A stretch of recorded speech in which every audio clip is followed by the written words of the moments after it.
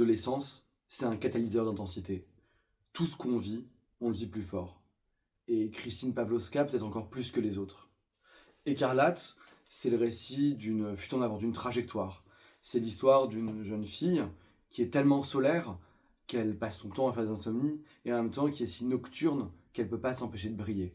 Il y a quelque chose d'une force assez éblouissante qui traverse tout le texte, puisque on découvre un rapport paradoxal, ambigu à la fois, mais aussi avec l'une de ses amies, avec laquelle elle a une relation quasiment passionnelle, tumultueuse, intense. Et puis, il y a aussi vraiment une langue, un souffle qui est incroyable et impressionnant. En fait, c'est une sorte d'écriture de la rupture qui tend en permanence et qui va jusqu'à se rompre et qui s'arrête juste avant.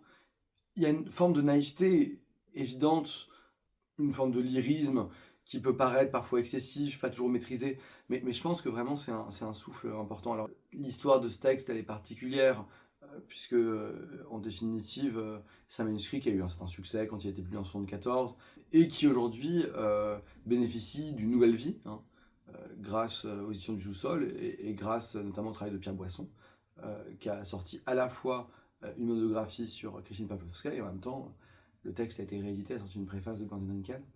Et franchement, ça donne de l'espoir aussi parce que, en fait, moi, c'est une littérature que j'aime. C'est une littérature qui ressemble à beaucoup d'auteurs et d'autrices que je révère, comme Mireille Yavé, comme Béatrice Douvre.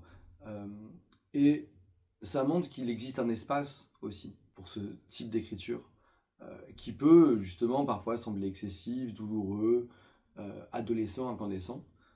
Mais je pense qu'il faut voir ça comme un signe que le meilleur reste à venir.